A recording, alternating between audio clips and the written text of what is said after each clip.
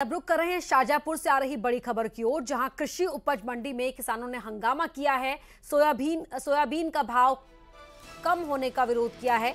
मंडी कर्मचारियों पर मनमानी करने का भी आरोप यहां पर लगाया जा रहा है। तो सोयाबीन का भाव कम होने का यहां पर किसान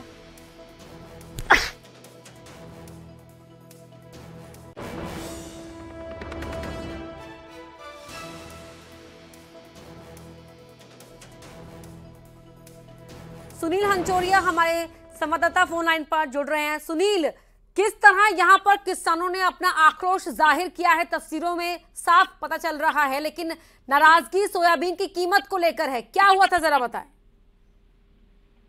देखिए, शाजापुर जो कि मालवा का क्षेत्र का एक प्रमुख जिला है और सोयाबीन उत्पादन के लिए विख्यात है। और चूंकि इस समय सोयाबीन की आवक चल रही है, किसान आज कृषि उपज मंडी में अपनी उपज लेकर पहुंचे थे। इन किसानों का ये कहना था कि मंडी के बाहर जो व्यापारी सोयाबीन की खरीदी कर रहे हैं वो 4800 रुपए क्विंटल के हिसाब से खरीदी कर रहे हैं, जबकि वही मंडी में जो है 4700 रुपए के दाम में खरीदी जा रही है और उससे भी कम दाम में खरीदी जा रही है। किसानों का ये कहना था कि जो मंडी व्यापारी है वो जानबूझ के कम बोली लगा रहे हैं और कम दाम पे उनकी सोयाबीन की फसल खरीदी कर रहे हैं, जबकि बाकी मंडियों में और बाकी शहरों में सोयाबीन के दाम अच्छे हैं। तो इसी बात को लेकर किसानों ने अपना विरोध जताया था। मंडी कर्मचारी भी किसानों को समझाने पहुंचे थे और थोड़े ही विरोध के बाद आखिरकार आपस में सहमति बनी और दोबारा से वापस से माल की तोलाई चालू हुई। लेकिन बड़ी बात है कि जो किसान है, अन्नदाता है, उसे अपनी उपज के दाम को लेकर इस तरीके से बार बार विरोध जताना पड़ता है। उसका साफ तौर पे कहना था कि जो भाव बाकी मंडियों में मिल रहा है या बाकी दुकानों में मिल रहा है, वही भाव मंडी कृषि उपज मंडी के व्यापारियों द्वारा भी मिलना चाहिए था। और इसी बात को लेकर किसानों ने अपना विरोध जताया। बहुत शुक्रिया आपका सुनील हंचोरिया इस पूरी जानकारी को देने के लिए। और अब छतरपुर से आ रही बड़ी खबर आपको बता रहे हैं, जहां स्वामी विवेकानंद कॉलेज ग्रुप पर सीबीआई ने छापा मारा है। नर्सिंग कॉलेज पर सीबीआई की टीम ने छापेमारी की कार्रवाई को अंजाम दिया है।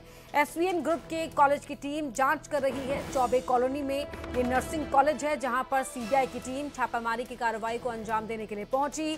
बड़ी खबर आपको बता रहे हैं, छतरपुर से नर्सिंग कॉलेज पर सीबीआई की टीम ने छापा मारा है।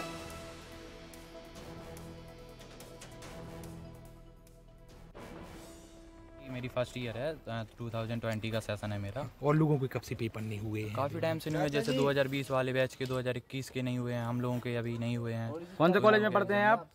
मैं Swami Vivekananda college of nursing.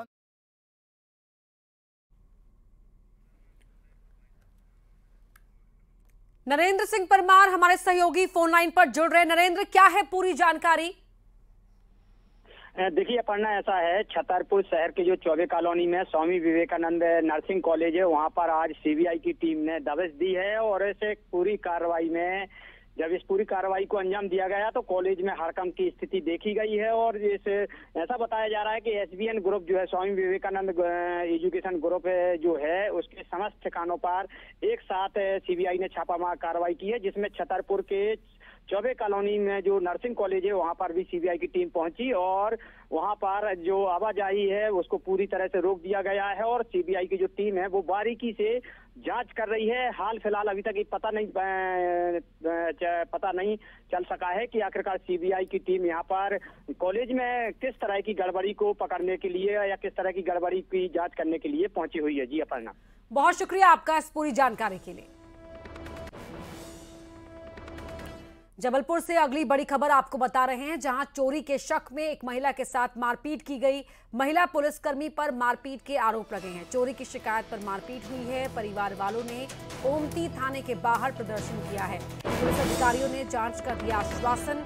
बड़ी खबर जबलपुर से आपको बता रहे हैं, जहां चोरी के शक में महिला के साथ मारपीट की गई। थाने के अंदर महिला के साथ मारपीट की गई है। महिला पुलिसकर्मियों पर मारपीट के आरोप लगे हैं।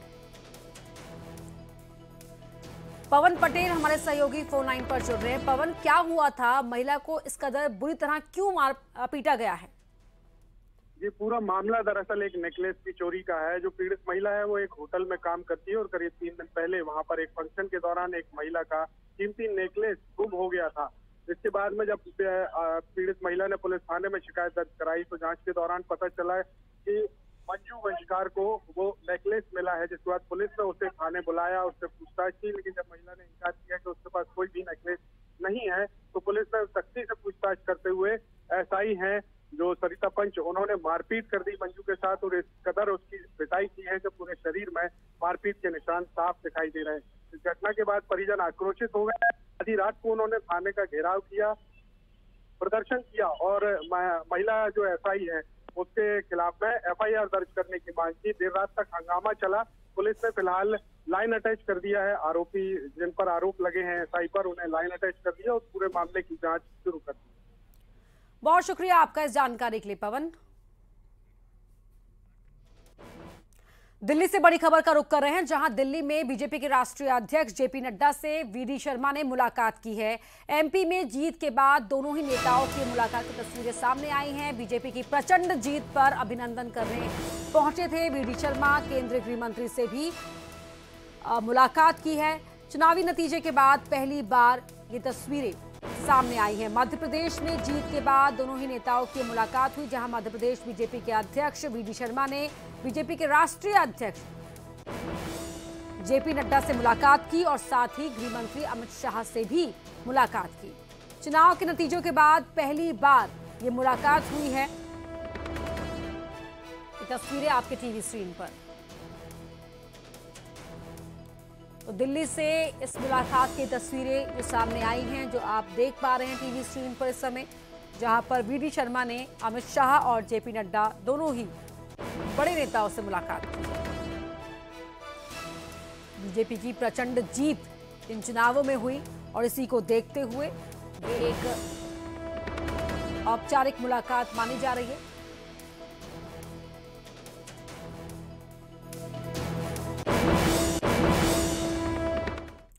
मध्य प्रदेश का सीएम कौन होगा, इसको लेकर बड़ा बयान शिवराज सिंह चौहान ने दिया है और कहा है कि सीएम का दावेदार ना मैं पहले कभी रहा और ना आज हूं। एक कार्यकर्ता के नाते पार्टी मुझे जो भी काम देगी उस काम को समर्पित भाव के साथ पार्टी के लिए करता रहूंगा।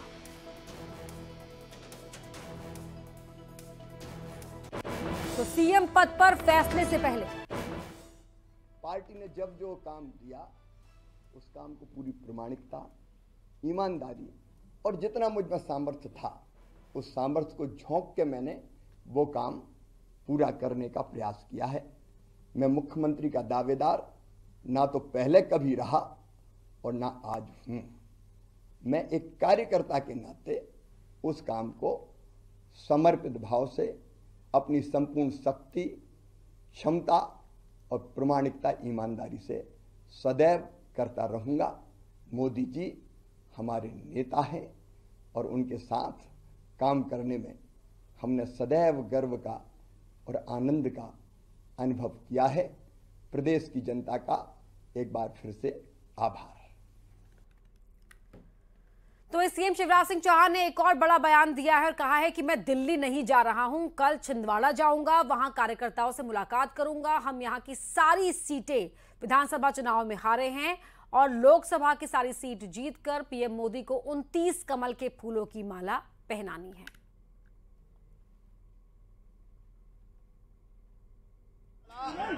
जहां 7 विधानसभा की सीटें हम नहीं जीत पाए, मेरा एक ही संकल्प है, 29 की 29 सीटें भारतीय जनता पार्टी जीते मध्य प्रदेश में और श्रीमान नरेंद्र मोदी जी, हमारे प्रधानमंत्री जी जो हमारे नेता हैं, उनके गले में 29 कमल की माला डाल के संपूर्ण बहुमत यहां से भारतीय जनता पार्टी को मिले और वो फिर से भारत के प्रधानमंत्री बने।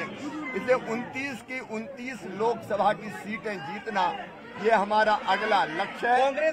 जिस छिंदवाड़ा विधानसभा में हम विधानसभा की सीटें नहीं जीत पाए, कल मैं वहां जा रहा हूं अपने कार्यकर्ताओं के साथ चर्चा करने। वहीं पूर्व सीएम कमलनाथ का भी बड़ा बयान सामने आया। चुनाव के नतीजों पर बोले कमलनाथ, अभी सबसे चर्चा कर रहे हैं, उम्मीदवारों को बुलाया है, उनसे चर्चा करेंगे। ईवीएम हैक के सवाल पर बोले, आप जानते हैं कि क्या माहौल था, मुझसे नहीं पब्लिक से पूछिए। एग्जिट पोल पर बोले कमलनाथ, एग्जिट पोल सिर्फ माहौल बनाने के लिए, जिसे रिजल्ट पता था उसने एग्जिट पोल बनवाया होगा।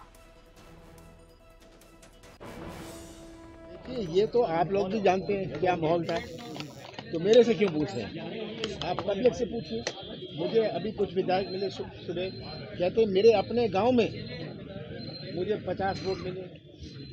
ये कैसे हो सकता है? कहते मेरे अपने गांव में, घर से मैंने देखा। सर एग्जिट पोल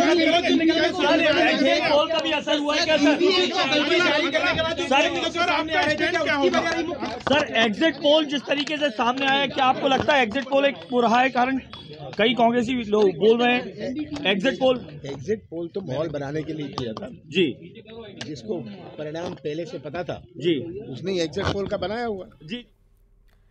तो वहीं कांग्रेस की हार की समीक्षा को लेकर महत्वपूर्ण बैठक अब खत्म हो चुकी है। बैठक के बाद बोले हैं कांग्रेस विधायक रजनीश हरवंश सिंह। चुनाव के परिणामों को लेकर समीक्षा की गई, मंथन किया गया कि कहां चूक हुई, क्या सुधार करना है और आने वाले वक्त में किस तरह से जनता के बीच पहुंचना है। ईवीएम पर सवाल खड़े किए हैं, कई जगह पर ऐसी घटनाएं हुई हैं, सभी लोगों ने अपनी राय रखी है। हमारे कई साथियों का ईवीएम के ऊपर से भरोसा उठ गया है। बड़ी खबर आपको बता रहे हैं, भोपाल में कांग्रेस ने हार की समीक्षा को लेकर एक बैठक बुलाई थी। बैठक खत्म हो चुकी है और इस बैठक को लेकर जानकारी दी गई। समीक्षा हुई और इस समीक्षा बैठक में मंथन किया गया कि हमसे कहां चूक हुई, कहां भूल हुई और हमें क्या सुधार करना चाहिए और आने वाले समय में हमें क्या मुद्दों को लेकर और किस ढंग से जनता के बीच में अपनी बात रखना है, इस पर विचार विमर्श। कुछ ईवीएम पे भी सर सवाल खड़े हुए हैं। जी हाँ, ईवीएम पर भी सवाल खड़े हुए हैं। कहीं कहीं ऐसी घटनाएं हुई हैं कि अन्य लोगों ने अपनी अपनी राय यहाँ पर रखी है और निश्चित रूप से कई ऐसे हमारे साथी हैं जिनका कि ईवीएम के ऊपर जो है भरोसा उठ गया है। भोपाल से अगली बड़ी खबर, जहां कांग्रेस के ईवीएम के सवाल पर सीएम का पलटवार है। ईवीएम पर अगर है सवाल तो फिर छिंदवाड़ा की 7 सीट कांग्रेस कैसे जीत गई? उनके पास ईवीएम पर सवाल उठाने के अलावा दूसरा कोई मुद्दा नहीं। ये शिवराज सिंह चौहान ने पलटवार किया है कांग्रेस के ईवीएम के सवाल पर। रोते ही हैं, चुनाव के बाद यही करते हैं। ईवीएम था तो छिंदवाड़ा में 7 सीटें कैसे जीत गए वो तो हमेशा रोते ही हैं, चुनाव के बाद यही करते हैं। ईवीएम था तो छिंदवाड़ा में 7 सीटें कैसे जीत गए वो तो हमेशा रोते ही हैं, चुनाव के बाद यही करते हैं। ईवीएम था तो छिंदवाड़ा में 7 सीटें कैसे जीत गए वो। यहाँ रुक रहे एक छोटे से ब्रेक के लिए, जल्द लौटते हैं।